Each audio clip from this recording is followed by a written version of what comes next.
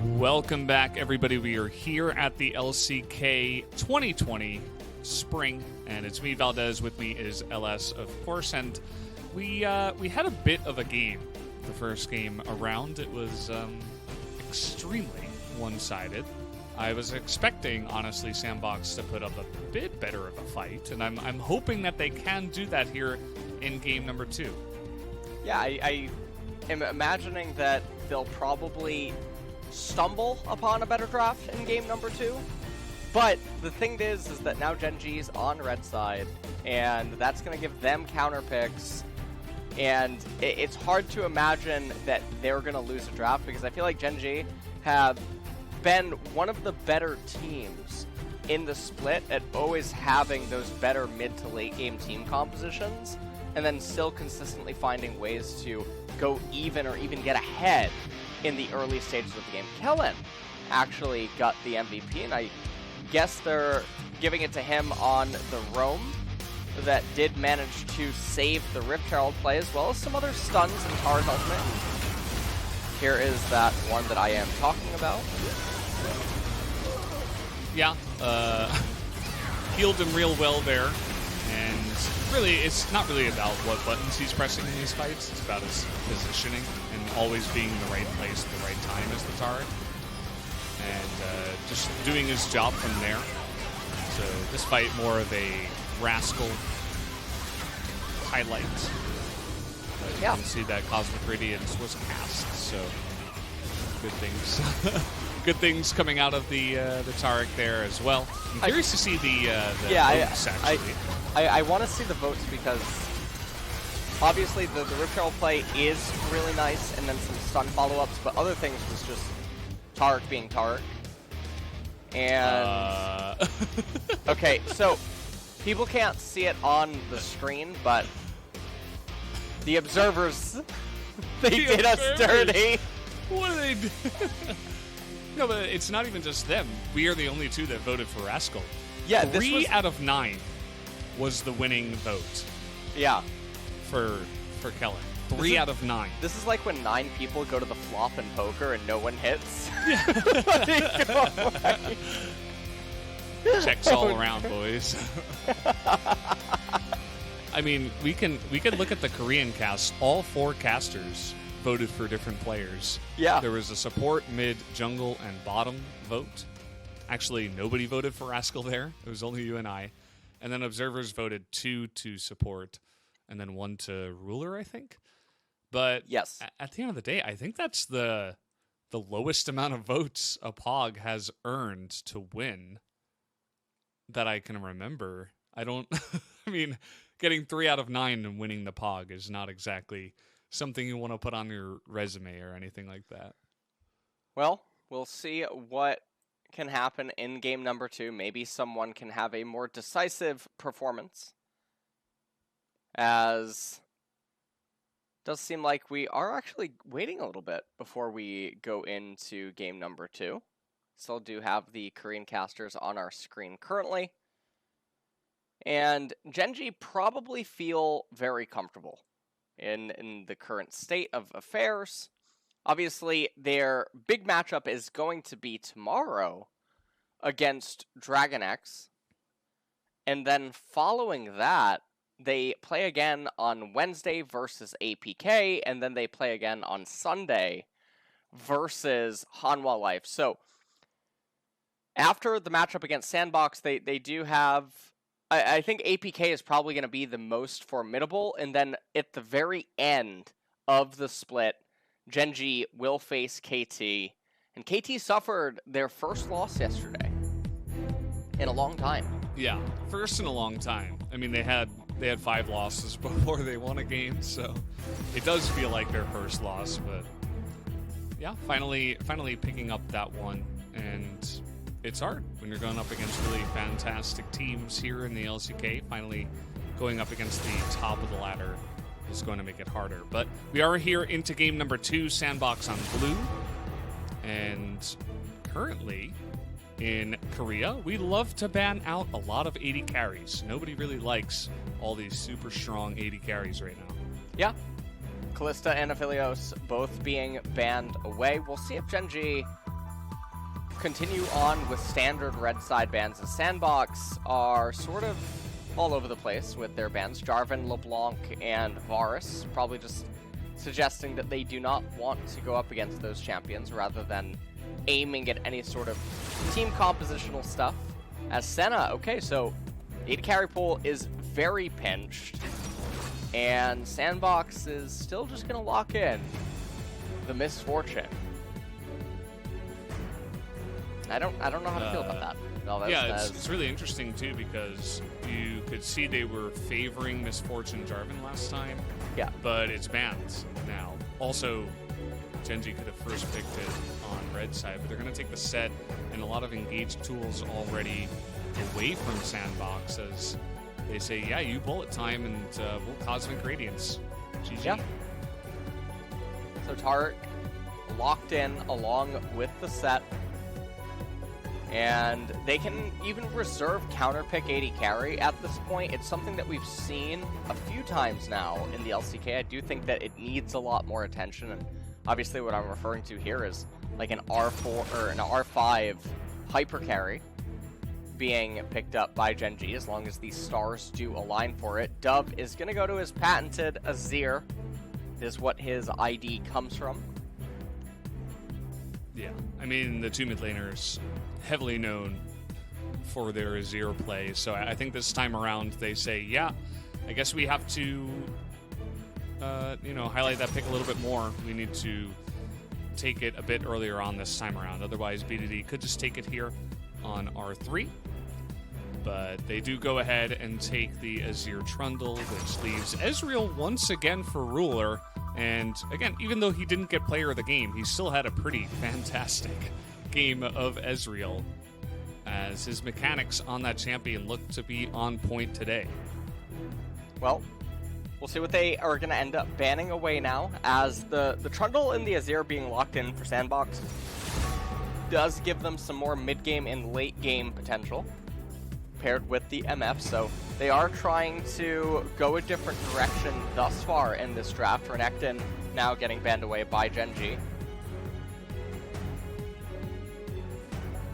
And let's see what their next ban is going to be. The Zoe ban is a bit interesting out of SANDBOX, especially because that matchup is okay in mid lane, but I suppose that they don't want to face Ezreal Zoe.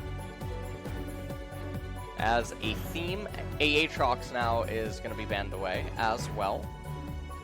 And so they're just targeting Summit in the second half of these bans. And if Summit ends up on Gnar again, I am going to feel really bad about this. Yeah, if you want, maybe take a little break, and I'll just branch off into a little solo cast, Okay. Just if that does happen. Although I might feel like doing the same if he does pick Gnar again. I mean, we saw what it does in the lane. It might get slightly ahead, but if it doesn't have a big impact with that kind of composition that they were running early on, you're not going to have a good time. Speaking of early on, Klid is going to pick up the Elise and try to make a pretty big impact here early on in the game. So the Elise is really off theme with the Set, Tarek, and the Ezreal, but we'll have to see what is going to come in on R5, because it's making me think that there's going to be another physical damage champion that could end up coming in. Because if you have the Elise, and then you pick another mage, you have Ezreal, you have Tarek, that is a lot of magic damage. And then I'm trying to think of what mages Gen.G could want to pair the Elise with, and the only thing that's really coming to mind would be a Syndra, but Syndra would be really vulnerable to the Trundle in the later stages, and I want to go outside, but I'm not going to. And we're quarantined here with Gnar. Oh no. Ooh. Well. This would be a Kassadin spot. And it's going to end up being an Akali. So we're pairing an Elise with an Akali. And the whole draft just took a completely wrong turn on R4, R5. So obviously, Elise gives early game potency. But when you have the Ezreal, when you have the Tarek, when you have Set, and you ban away any sort of early game champions, there's not going to be a whole lot of champions outside of Ornn or something that can maybe come in and give the opponent late game scaling. But the pivot into Elise is so perplexing because it's not like she necessarily scales massively in this team composition. There's other sources of magic damage. She's not going to be the one dealing true damage, and she's not going to have insane value in that regard. And then the R5 Akali is also just so bizarre. I feel like both of the drafts are actually really weak. I would want to give the edge to SANDBOX, but I think that Gen.G is going to win regardless, so it doesn't really matter all that much. And that's just mostly because of the wonkiness of everything. The Akali has a really tall ask in this game, especially in the later stages, and the Elise set and Akali are now off theme with what the Ezreal's trying to achieve. Taric obviously still has insane value, but SANDBOX, the good thing that they have going for them is that if nothing happens for the first 14-15 minutes like in game number 1, they're going to have a little bit more weight behind them. That is definitely true. But as you mentioned, this is kind of one of those awkward drafts where the team that got smashed in game number 1 gets a bit of a draft win just because of how the better team kind of went with some very strange picks based on what we were expecting towards the end of the draft. And we will have to see. We're seeing more and more Akali coming back into the LCK. And BDD, I suppose, wants to try his hand at it. We're seeing a lot of players try different things into the Azir. Azir has also gotten a lot more popular in recent times. And so I suppose, you know, we saw the Sylas. Didn't work out as well as they would have hoped. And now we're seeing the Akali into the Azir. So all champions that can avoid a full-on engage. They have a lot of mobility. And also have the ability to go very aggressive themselves in terms of similarities between these Sylas and Akali picks directly into the Azir. So BDD, we'll see what he can do up against Dove.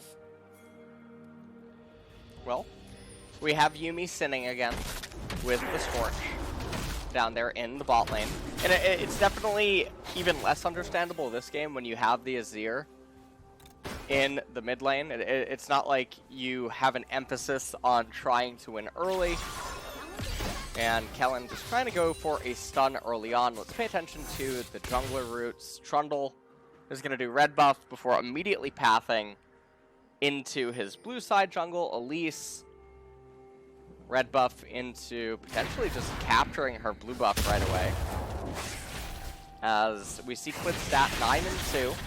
81.8% win rate here. And remember, BDD is 18 kills away.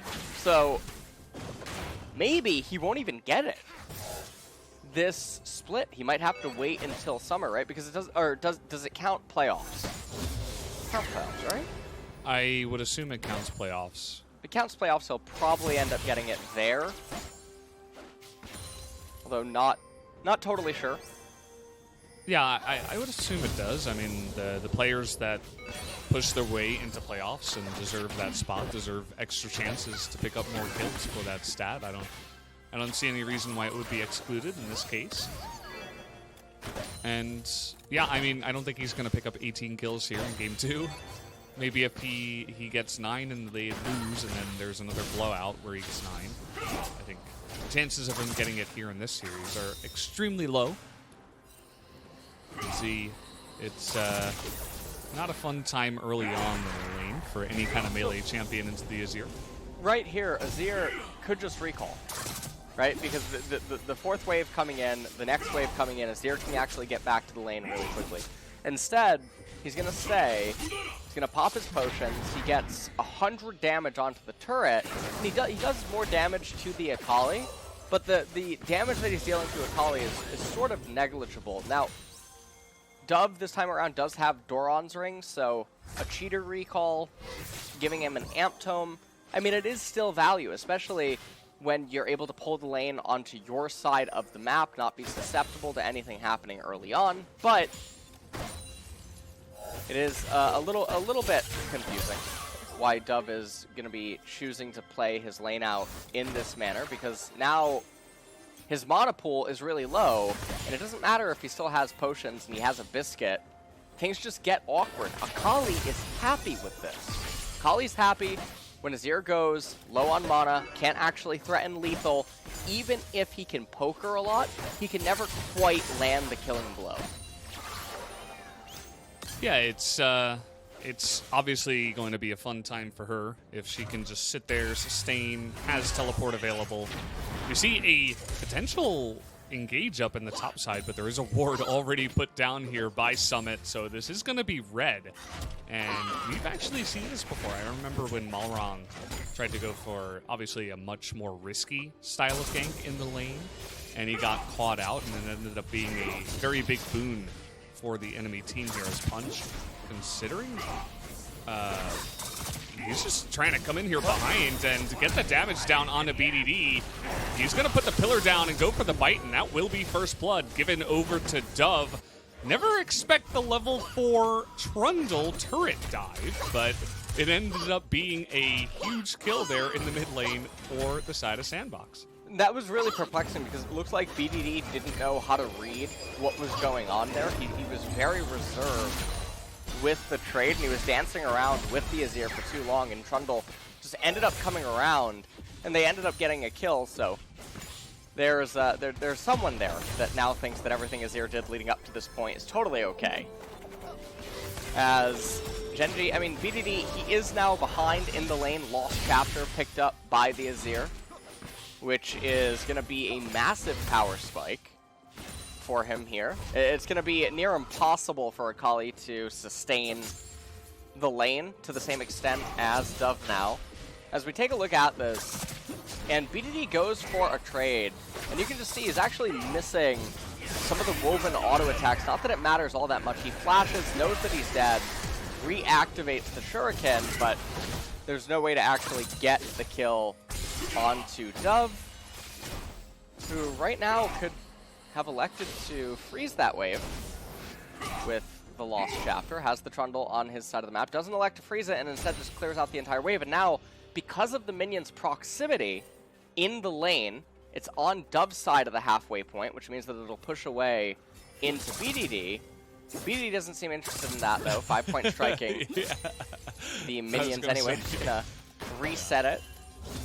He decides, no, in fact, I would not like to have a push towards me. I would like to push back as fast as possible, as LS is talking about this.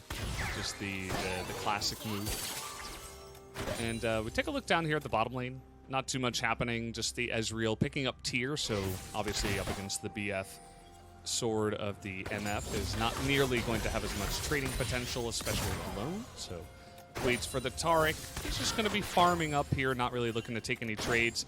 And we were talking about this Elise jungle pick as well, which was kind of a surprising pivot in the draft out of Gen.G. It got seen early on the Scuttle Crab by Punch, and then actually predicting that he was going to go to the Krugs as well. And they've really read Flid's path so far really well in this game. But speaking of which, we do have them pathing down to the Dragon here. Should go the way of SANDBOX, but that should be Punch going down the bullet time. Gonna do quite a nice amount of damage, but now he's kind of all by himself here. As the repel gonna go up in the air. Clid, though, is gonna get extremely low. The flash not gonna work, and Root is gonna be able to flash to safety, as is Dove. And at the end of the day, the Dragon and the trade of junglers here is going to come in. SANDBOX in a pretty good spot, although they did have to blow their flashes. Yeah, they did have to blow their flashes. They picked up the Mountain Dragon, which will be beneficial in the later stages for the Gnar and the Trundle, once we start getting into the later base stages and whatnot, getting that armor resistance. So as you can see, Ruler, Clid, Kellen, BDD all here. Punch goes down right away. BDD not having an easy time, dealing a lot of damage right here. Almost gets the execute onto Root, but not quite. SANDBOX all flashing over the wall. 4 minutes now until the Ocean Dragon is going to come up. I like how the camera's never panning to top lane, because it's just a gentleman's agreement. And the thing that continues to just perplex me is because I don't know where the Gnar countering set even comes from, because I don't know how many times we've seen it in the LCK now. I don't think Gnar has ever gotten ahead of the set, and then the way that Gnar ends up itemizing perfectly gives Set the suplex that he's looking for with all the bonus health points that Gnar ends up getting. So it just seems like a very counterintuitive pick simply because the champion's ranged. It really doesn't make a whole lot of sense, and also Set sustain is just so obnoxious. It's very hard to deal with. Game is going to go into a bit of a lull state now, though. There's never going to be a time where, as the Gnar, you can really push the Set out of lane. And so the fact that he's ranged doesn't end up really give you any aggressive potential, maybe some kind of defensive ability, so that Set can't defund you on the lane. But outside of that, not going to be too much here as they're going in pretty deep. But here comes the teleport. Have they gone too far? Clid on the edge there, away from that stun as the suplex will come in. And now it's 3-on-2, and nobody else on the map is trying to come on in. More and more flashes coming in with the Shuriken from downtown. BDD had that locked on, and he knew that the flash was coming as Dove zoning the rest of them away. But the kill will go the way of Gen.G. Well, at this point, this is a very perplexing situation as, okay, they're going to summon the Rift Herald in mid lane. They are going to crash that, split the gold between Dove and Punch. And this is nice. They're getting a lot of chip damage onto Akali's mid-tier 1 turret. Dove should be able to get that 4th turret plate before the end of the laning phase, maybe even be able to capture the turret altogether. As BDD, you can see, is actually, I think, feigning a recall right now. You see how far away he is out of vision? Yeah. It's and actually something that Faker does a lot. Yes. And we've seen it a lot from mid laners that are struggling in the mid lane. So they, instead of getting poked out, they force the enemy to push down the mid lane and say, you know, get a better chance to actually CS under turret. But Dove, not going to bite the bait. He is going to stick around and actually does pick up that 4th turret plate. So Dove's going to recall now. Probably end up picking up his first core item. He gets the Luden's Echo and the Null Magic Mantle. Summit is not going to hop over the wall. He's actually going to use that bit of movement speed from the transformation. Says, I'm out of here. Goes up north. Reads the Elise play well. Though going for a further trade here was Summit. Just decides to push his enemy away, as we'll take a closer look here at this replay. Right here, Summit and SANDBOX are behind enemy lines. BDD ends up coming up, collapsing. Trinity Force, or Trinity... Tri-Brush. What? Where's my brain going? The Trinity Brush, of course. The Trinity Brush, of course. Really good mechanical play by BDD there.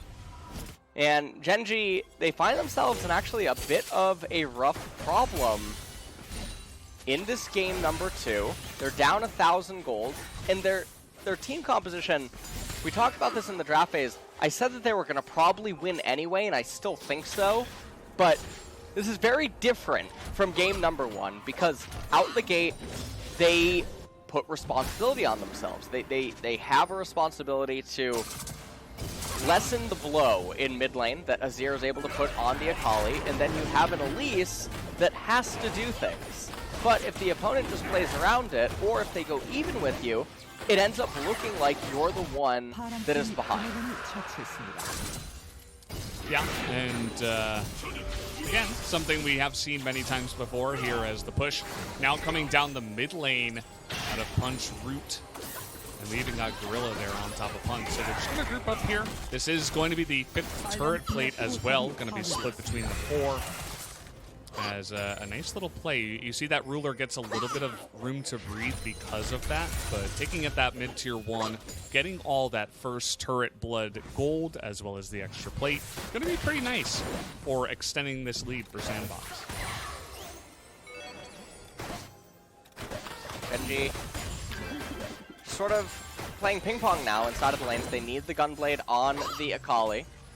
And this is probably going to be the best chance that SANDBOX would have to win this game. Now, unfortunately for them, they did roll a Clown Dragon as the third one. And that is not the best ultimate on their champions. The 10% CDR doesn't really do a whole lot or anything of meaningful value because a lot of their ultimates are situational and depend on other things and just actively looking to cast them immediately off of cooldown. Nashor's Tooth going to be the second item for the Azir. Finally, the core items are coming in on the side of Gen.G, but to the tune of being down 2,000 gold currently in this game, as SANDBOX just have total control over the map right now. They have control over all of the laning phases. We still have yet to see a team fight, and that's where BDD should be able to shine. But the Gnar, Trundle, and Azir, and the Yuumi is all so good at handling Akali that it's a really tall ask. Yeah, it's something that we did kind of touch on when it came to the draft. And it did feel like Gen.G just made things a bit harder on themselves than it actually had to be, as Punch looking to gank down in the bottom side. Cosmic Radiance going to be the response here. Lots of damage put down onto Root, but Kellen is 3-on-2 here, trying to do his best to fight back, but obviously not going to be able to. So another nice game coming out here, as no flash was available on Kellen, and they were able to take advantage of that for another kill. Gen.G can immediately try to respond to this with a Rift Herald capture on the left-hand side of the map. They still have 2.5 minutes until the Cloud Dragon ends up coming up. And the Cloud Dragon doesn't even really do a whole lot if they get 40% CDR on it. They don't have any of those champions with really obnoxious ultimates with lots of CDR in place for it. BDD covering Clid as he makes his way over to the right-hand side, and Summit...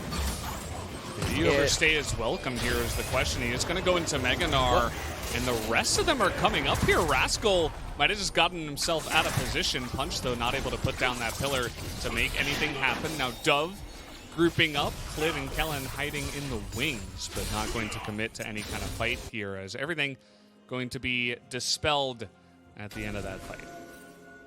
Root now just posturing down in bottom. We'll take a look at this replay one more time. Yuumi ultimate comes out, responded to with the Taric ultimate, but didn't end up actually taking any more damage until the ultimate expired.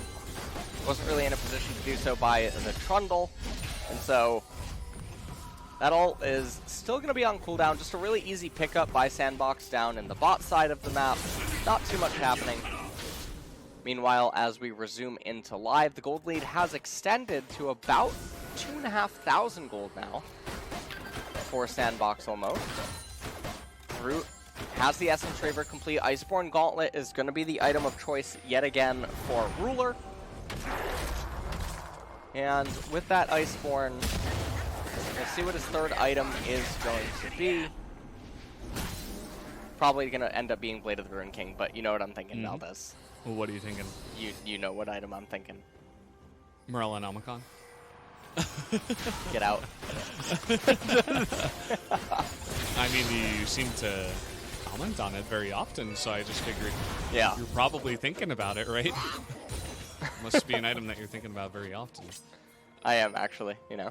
Yeah. I try to repent daily. Were you actually thinking Leandry's, though? Like, yeah. On the Ezreal? So, Leandry's on Ezreal's super underappreciated, and no one basically built it. There's a few people that have started building it in solo queue, but only in Europe. And when you have the Iceborne, you get the slow, so you get the amplified defense burn heal. And Ezreal has AP ratios on all of his abilities, plus he utilizes 300 HP in the event that you do manage to get on him, because it's ultimately an argument of Leandry's versus Blade of the Ruin King. But when all you're doing is spamming Qs and Ws and Es and Rs inside of the team fight, since you're less auto-attack reliant, you're not really making a whole bunch of use of the other stats on the board. And it's an interesting item pivot that you can end up going in.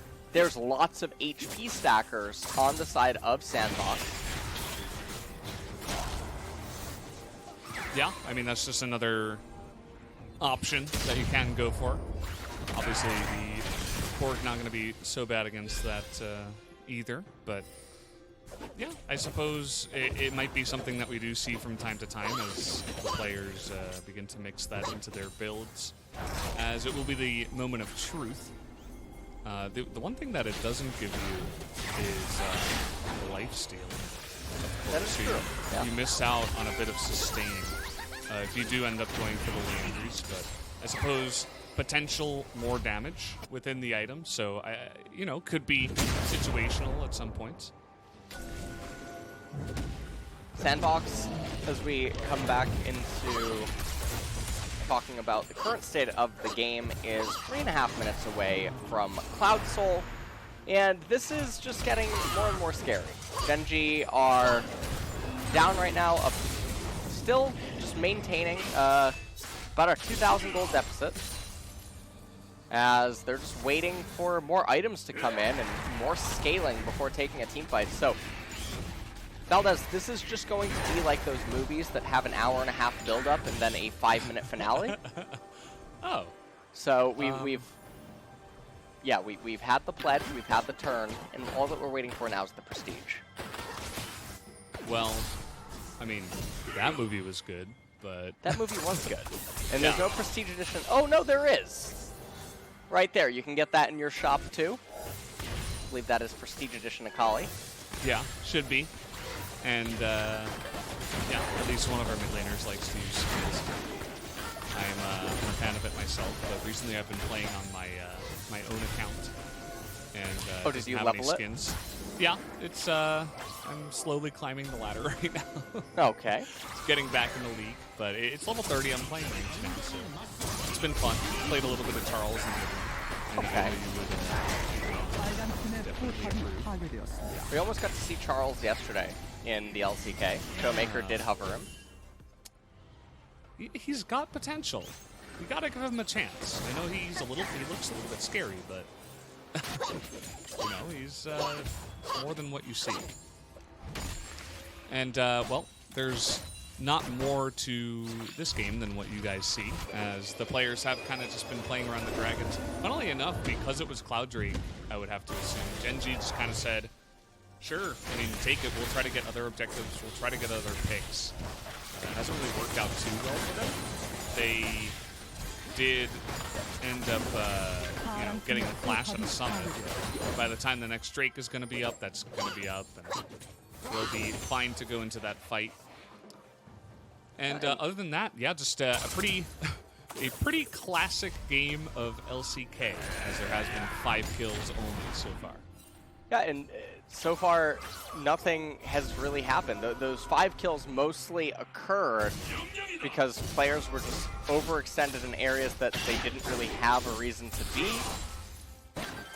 And now, as this fight is about to brew, you have double Oblivion Orb, double Sword Cut Boot on BDD and Clid, so this is going to be the really deciding moment. And just look at how big Azir actually is at this point in time. He's almost at his 3rd item, as Akali is at 1.5. So this is a really big bird. This is actually Big Bird himself. It's Big Bird. He's yellow too. He's a real Big Bird actually in this game. I don't know how the copyright works out there, but somehow Riot has made it work. That Big Bird has entered the rift, and he's pretty massive. What item do you think he's going to go for here? I don't think the Void Staff would be very good, because it doesn't look like anybody on the side of Gen.G has any MR, from what I can tell. Maybe a Leandries? You know what? Maybe it could end up being a Leandry's Torment. Definitely a much rarer item in the LCK. Yeah, for sure. As True Shot Barrage comes out, doesn't actually deal a whole bunch of damage, and things are looking very scary for Gen.G. They are down now almost 4,000 gold, and Ruler has to show up so big. This is such a winning game state right now for SANDBOX. They have a better team composition, teleport coming in, really It's good. gonna be up to the smite. Who's gonna get it? Will go the way of Klid, and now Rascal from behind will find Punch. BDD trying to zone out the rest of them here, and his Shroud is gonna take out the Yuumi in mid-flight as somehow Gen.G from behind take down the Dragon, take a couple of kills, and there you go. They have avoided going up against Cloud Soul for now.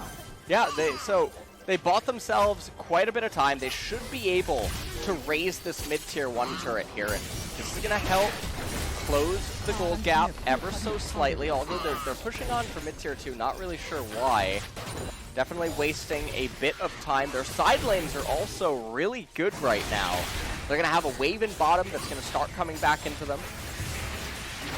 And Akali should be able to get up into top lane to crash that newest wave, but that will be picked up by SANDBOX. So at the end of it, it's almost a 1,000 gold deficit. So take a look at this. Klid manages to outsmite Punch. Rascal comes in, superplex onto the Trundle, who did subjugate him. Yuumi ultimate as she tries to abandon ship. And yeah, Akali just snatched her right up like a cup purse. Yeah. Just, not let that cat go where it wants to go. That's for sure. And, yeah, I don't know if this means that Gen.G are now going to come back and win the game. I know that a lot of people will assume, especially after game 1, that, yeah, I mean, of course, SANDBOX seems like they've thrown another game that they're ahead in, but this is a very different kind of composition draft and way that this game has played out. So even though they have avoided going up against Cloud Soul for now, still feels like SANDBOX are in a pretty good spot. Yeah, SANDBOX are in a really comfortable position, even though their gold lead has diminished ever so slightly. We are reaching the stage of the game where Mountain Dragon does start to look a little bit more favorable at this point, as the base armor resistances do keep going up every time. Keep leveling up, as well as some of the armor item purchases should start to be coming in here soon for Punch and Summit, so make a little bit more use out of that, and just very slight added durability. And even the magic resistances getting slight amplification really does help against the pen that Gen.G has built. And Set, I think he's going to be going Dead Man's Plate for his next item. Blade of the Rune King will be the third one for Ezreal. And the problem for Gen.G right now is they're stuck in the same song and a dance where their team composition is at the mercy of the opponents. BDD might look for an assassination here and does not actually end up going for it. Yeah, once the shuffle comes in, it's going to be hard to close that gap against an Azir that does have his own flash. So he's just going to pick up the wave. And once again, kind of just waiting here for the next fight to start, which should start in about 1 minute and 39 seconds. You guys were waiting. We do have a timer for when the fights start, so you guys can you can take a break in between the timers if you just want to see the fights. Because, you know, all jokes aside, these teams generally do like to put the pressure on when the Cloud Drake or any Drake does spawn. They want to fight over those objectives. So the Morellonomicon was picked up here for the Big Bird, so good choice. Thank you, Valdez, for that. Thank you for that transition. I know you'd be very happy for that. Yeah. Extremely happy. And, well, we're going to have the battle of the teleports as Rascal going to expertly dodge that one and get the two of them all together as now Summit's going to go down. He actually baited them into this fight as BDD coming in with his teleport absolutely helped out. That's another kill going the way of Gen.G, although the rest of them from SANDBOX will be able to escape. Yeah, and now Gen.G make their way over to the right-hand side of the map. Should just be able to shove in the mid-wave and then make their way over to Cloud Dragon. However, Summit does respawn exactly as the Dragon does come up, which means that depending on how SANDBOX posture for it, there still is the ability to fight it. But if you do this, up here in the mid lane, this is 4v5. They're going up against Cosmic Radiance now. The bullet time going to do huge damage there as Root is surprisingly fed. BDD Not sure about that, buddy. You're going to have to flash away. And now with the TP coming in, looks like SANDBOX actually able to turn that fight around and will be now looking for that Cloud Soul. And SANDBOX didn't even actually use all that much in order to do this. They had the exhaust and the heal utilized by Yuumi. Summit does TP in. Ezreal really close. That would have been a very clutch steal had they been able to achieve it. And now things are looking back to pretty scary for Gen.G. So they had a swing that looked like it was really going to go in their favor. Obviously, Dub managed to escape up in top lane, even though Summit did go down. We'll take a look at the replay. Summit chasing Rascal, had Dub coming from the right-hand side, and Haymaker eventually utilized with a flash face breaker. I believe Rascal had the face breaker without using the flash available to him.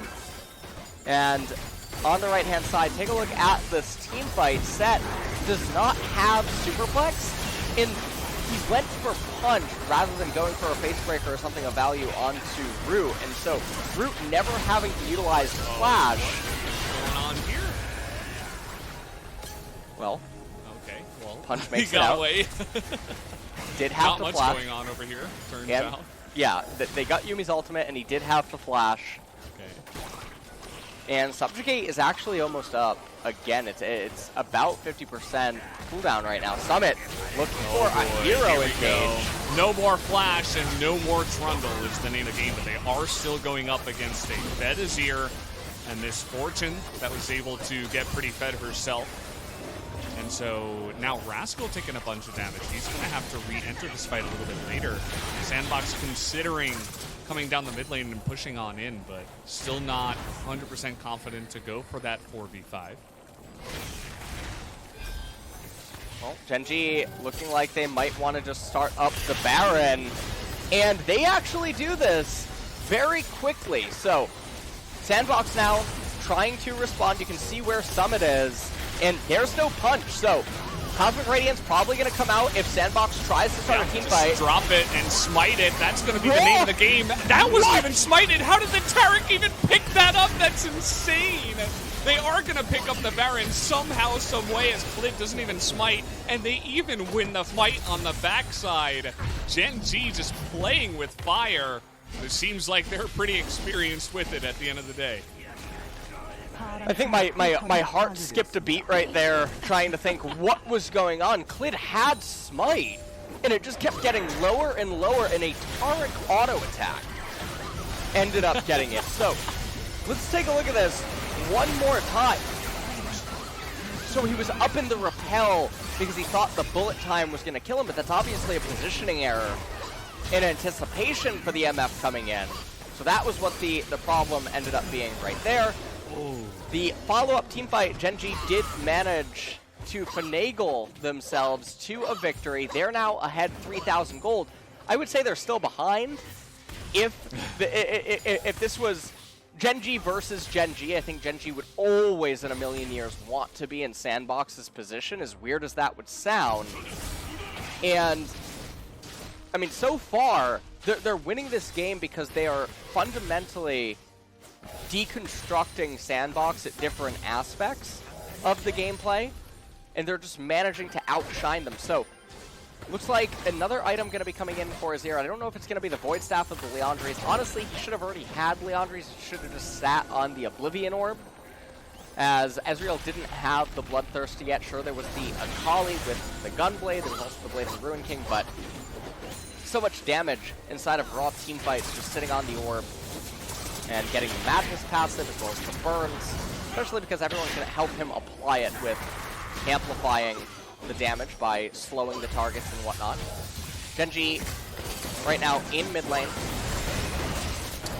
Yeah, just throwing out a bunch of punches from the side of Set and the Ezreal. And yeah, it's something we have to highlight again. It's not like Gen.G are winning this because they had a better draft. In fact, we said that SANDBOX got the win in the draft. It's just that Gen.G are straight up playing better and are a better team right now in LCK 2020, and they're showing it here. I mean, they're coming back from a pretty large deficit, as now we're going to look for the big engage right onto the MF, and she is just going to disappear immediately. As now with the Baron 5-on-4, they're looking for the big time dive. They take out the big bird, and they're going to be looking for more here. BDD with the perfect timing on that stopwatch. Summit not able to do it all alone, but at the end of the day will get away because of the Yuumi. But now, with the TP available with BDD, with the Baron available, Gen.G will look to end this game. Yeah, they don't have any melee minions right now. Baron did just dissipate, but I think it's way too long until any of the other members are going to come up. This is going to be Gen.G in what I would call stealing game number 2 away from SANDBOX. And it probably, if you're a Gen.G fan, you didn't feel comfortable. This was a plane going through turbulence. Absolutely. This is definitely not a game that we were expecting Gen.G to win in the mid-game, as SANDBOX were taking objective after objective, but then Gen.G just turned on the Jets and straight up outplayed SANDBOX at every single turn after about 20-25 minutes, and that's not something that every team can do. And it also does highlight the struggles, unfortunately, of SANDBOX, that even from ahead, not able to close it out there with the scaling draft. As, yeah, there you have it. Gen.G going to pick up the 2-0 at the end of the day. And the funny thing for me is that we outlined it really clearly, right, from the draft phase, that this was a losing draft for Gen.G, and that it would be so hard in the early and the mid-game to do anything, and if they didn't, SANDBOX would be the ones that are consistently in the driver's seat, and this is assuming even level of play or near level of play in terms of skill. So, game happened, Gen.G was really far behind, and if that was an Infernal Soul, or if that was an Ocean Soul in this game, Gen.G are probably never winning, but not only did they get really lucky Cloud RNG, they also still they still played better than SANDBOX at individual points, but if the tables were flipped, if Gen.G had SANDBOX's team composition, and SANDBOX had Gen.G's, it wouldn't even be a close game. It would have just been a complete blowout from start to finish. And this is the thing that worries me when I think about international competition for these LCK powerhouse teams is, do they walk away from this thinking, that was an okay draft? Yeah. Oh, this is fine. At least, I like walking barefoot over boiling lava. This is definitely what I like. So, Gen.G, they started things off getting some summoner advantages over here inside of the Dragon Pit, but it just didn't matter. The natural tendency of these laning phases, I mean, the one thing that they did have going for them is we saw Set not get, or fall behind to the Gnar.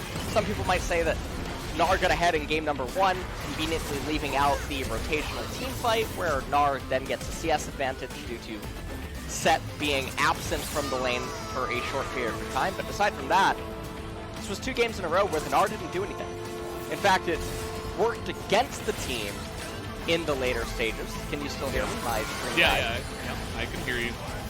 Well, I'm not sure if the stream can hear you, but I can hear you loud and clear, good old Larry. And yeah, I mean it's definitely true at the end of the day. I think Rascal really had a bunch of awesome set engages once again. I think his play was kind of highlighted by the poor positioning of SANDBOX as well. I feel like they just get caught out too many times by the set. I mean, it becomes a little bit unacceptable eventually.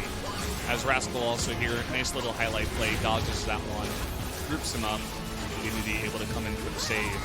But yeah, it's definitely going to be a question. Gen.G can win with drafts like these from behind against SANDBOX, but once we get in an international competition, these games are not going to look the same. Even international competition, I mean, I think that there would be no chance that they would win versus T1 or even Dragon X if they were SANDBOX inside of this game. So, SANDBOX has been faltering a lot.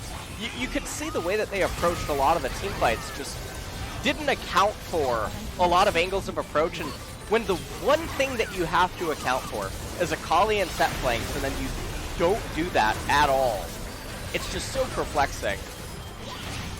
They had the Cloud Soul, and so maybe, you know what, maybe that's the post-game analysis. We just, 25% of the time we lose because we get Cloud Soul. So for MVP, I actually gave it to BDD. I know Ruler did insane amounts of damage, but BDD was a pretty key piece to getting the ball rolling early, even though he also did fall behind to the Azir in the early stages. I think he was integral to a lot of the team fights, softening up the targets and making a lot of the flashy plays that help Gen.G gain control and manipulate things in their favor. Fair enough. I gave my vote over to Rascal. I think just his ability to engage, even the Baron engage, where he got in there with the suplex into the back line and then punched the MF in the face for 801 damage. He is going to pick it up. He went 5-0 and 500 points actually already for Rascal. Of course, as a team, Gen.G have won an astronomical amount of games, so picking up 5 player of the games along the way, not too surprising. Not surprising at all, as Rascal with the superplex right there in this game was also really key. There was the face breaker that I was so curious about, why he opted to play it out as slow as he did and then having to commit his splash, but perhaps I'm not entertaining something. As suplex right there, also fantastic. Haymaker, perfect, 801. Not really impressed, probably could have been 802. Yeah, I don't know. Maybe next time, Rascal. Yeah. As this was the endgame push. So, SANDBOX, they fall apart completely. It was nice to see them on a different style of team composition, but unfortunately the time that they elected to draft it was here in game number 2 versus Gen.G. LS, don't mean to call you out here, but I will have to. It was 8 out of 9 for player of the game votes. Sure. There was one player who didn't vote for Rascal. I think we know who that was. How do you feel? Are you okay? I just want to point. Yeah, you know what? I'm totally fine actually. Okay. It's totally fine. Good. Normally, the person on the right is the play-by-play, so they're all gonna think it's you. No, that's not true. No. We did our explanations. You know, if we hadn't, then maybe you would have a case. But in this case, there is no case. And SANDBOX, I think they had a great case to win that game and bring us to a game 3. But unfortunately, their struggles will continue. We talked about how Gen.G's questionable drafts in game number 2 were exactly that, questionable. But also the Gnar picks into set and the drafts out of SANDBOX weren't exactly impressive either. So Gen.G end up picking up the 2-0. Obviously, the better team when it came into this one. And now we're going to have the interview with Kellen and Rascal. I'm going to hand it over to G-Sun for the translation. Kellen, you were back on the stage after 48 days, and you won the PUG on your first day of your comeback. How are you feeling right now? Yeah, it's been a while, so I'm super happy, and I'm happy that we got a clean 2-2-0 win. And Rascal, set. You had a very suffering laning matchup against Gnar, right? Yeah, I had hard times in game 1, but in game number 2, I think I pulled it off quite well. Kellen, you won 3 votes out of 9, so there was a huge competition for the PUG for game number 1. So why do you think that you deserve that PUG in game 1? I mean, like, I think it's because, like, all the other players were doing so well, so the competition was so fierce, but I guess I also did a great work.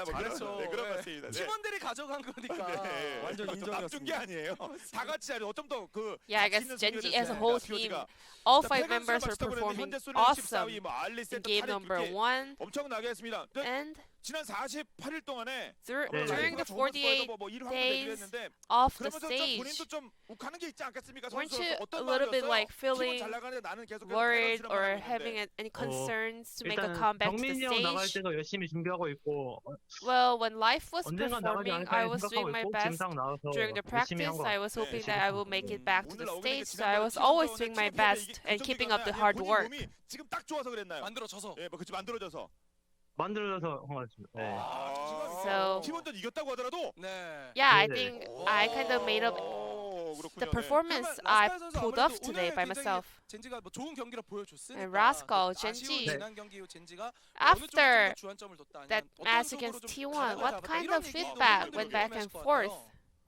그냥 그 T1전에는 저희가 During the 할 T1 수 있는 series, 플레이를 we 다 못한 거에 대해서 weren't 너무 able to kind 아쉽고 of pull off 자, or 이제 execute the 다음 plays 오늘 that we were 경기도 able 그렇고 to 다음 do 경기들은 so. 이제 저희가 So 할 수 있는 during the upcoming 공격적으로 series, 최대한 해보자 이런 we 얘기도 나왔던 것 같아요. said let's go aggressively as much as we can. 지구에서 팀 내 분위기가 좀 아주 안 좋고 막 뭐 이런 막 그 어떻게 농담도 못하는 뭐 이런 So, 분위기였습니까? How was the 아니면 질 수도 있지. atmosphere after 어차피 뭐 losing 정말 중요한 that 거는 game LCK against 결승인데 뭐 이런 T1? 느낌이었습니까? 팀 분위기 어땠어요? 그냥 Were you 이랬어요? guys like a bit depressed 처음엔 or 다 tried to 막 cheer 많이 up together? 아쉬워했었는데 결국 Yeah, we 저희가 were like 부족한 so sad 부분들을 and 잘 that we 찾았다고 lost the game, but 생각해서 we were able to kind 그런 of 점에서 find 피드백 out 서로 the 많이 shortness 하면서 and 다시 the 그래도 weakness that we 평상시대로 have. 돌아온 것 같아요. So we were able to come back after a bit of a discussion. 으쌰으쌰는 누가 좀 많이 해주는 편인가요?